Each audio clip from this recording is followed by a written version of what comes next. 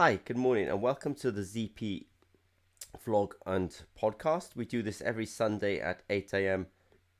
London time, and it's really just a wrap up for the news from ZP for this week. So it's been a sort of short week, but this week we've been working on rapid microfluidics. So at ZP, we do like to do a lot of development and contract manufacturing of microfluidics and IVD, that's in vitro diagnostics. And we think that 3D printing is a great way of incorporating our electrodes and our biosensors into those 3D channels. And so a couple of our really excellent engineers have put together some 3D printed microfluidic channels. I just want to make a special call out to Saran this morning. Good morning, Saran. Nice to see you. And Merry Christmas and happy vacations. So I just want to say a big thank you to the engineers who have really put together some really attractive and functional and useful 3D printed cartridges for us at ZP as well. So if I can encourage them to use their imagination and do more, I'd be absolutely delighted for that.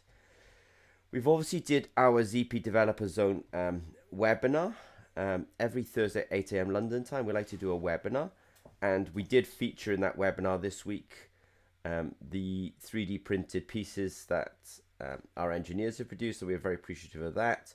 We did talk about cell culturing this week. We talked about cortisol sensing, data from glucose sensors, ammonium sensors, how to do multiple arrays, and we also talked about fuel cells and CBD detection and in vitro diagnostic meters and detection. So we did cover, it was a 45-minute webinar this week. It was a little extreme, and we did cover a lot of ground in that webinar. So thank you for the questions, and thank you if you participated in that. Something else that we're starting to do new for 2023 is at ZP, we could describe ourselves as sort of deep tech entrepreneurs. You know, deep tech suggests sometimes things that are sort of scientifically difficult or even scientifically early. But, you know, at ZP, I would say we're also deep tech because we do challenging work. And challenging work for us would be, for example, nitrate monitoring in soil. That's work that we've obviously been doing in 2022. And I would describe that as a deep tech technology. And we're actually starting to run workshops now around entrepreneurialism, and specifically entrepreneurialism in deep tech as well. So we carry on being the entrepreneurs we always have been, but we're also now sort of training others also how to be the entrepreneur that they need to be as well. Something that's been quite significant is we've put a lot of effort into preparing some much more educational focused videos. So a couple of videos that have gone up in the last 24 hours. There's one on cyclovoltammetry. You know, cyclovoltammetry obviously is a very used analytical technique, both by ZP and also by electrochemists and electroanalytical chemists in general. And we describe that technique. We describe why it has the shape that it has.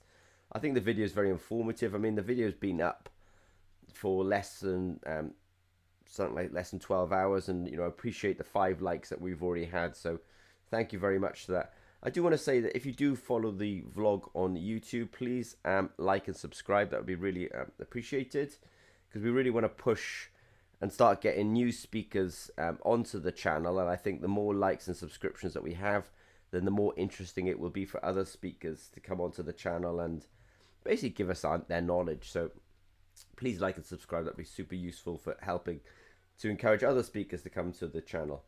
And also something else that we did, as I say, we put out a couple of videos in the last 24 hours. And the second video is about charging current. I think, our mechanical electrical engineers will actually find this quite interesting as well, that we talk about whenever you change a voltage, an electrode in the solution thinks it's a capacitor, and it starts doing a charging phenomena. And we often use that charging phenomena actually in what's called electrochemical impedance spectroscopy. But sometimes people consider that charging phenomena to be a sort of, a bit of a problem in other analytical techniques. Though really, whether it's a problem or it's actually a source of information, I think it's really a mindset or a view on which you take the data. I realize now that actually it could also be quite useful to us. So I'm not going to go on for awfully long today. I do want to say a special thank you to Saran. I appreciate him coming online. I do appreciate the work he's been doing for us. And, I encourage any more microfluidics is really encouraged. And I just want to say, so for this week, we've obviously highlighted our ability to do rapid development in vitro diagnostics, especially through the 3D printing this week. We've obviously answered all the questions that come in through our ZP Developer Zone. So if you've got any questions, please reach out to us and we'll include that in our next webinar.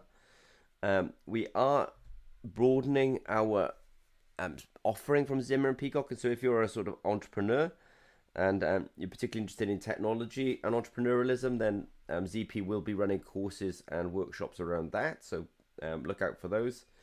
And then we're also, of course, we do like to put out a lot of educational material. And so we've put out 2 videos, one on linear and cyclovoltammetry and another one on charging current in electroanalytical chemistry. And I think because of the comments that we had underneath on the videos, we're going to do square wave voltammetry and differential pulse voltammetry very soon. So thank you very much. I wish you a happy day today. I know in many parts of the world today it's a big vacation day, but special thank you again to Saran, and take care and have a good day. Okay, thanks very much.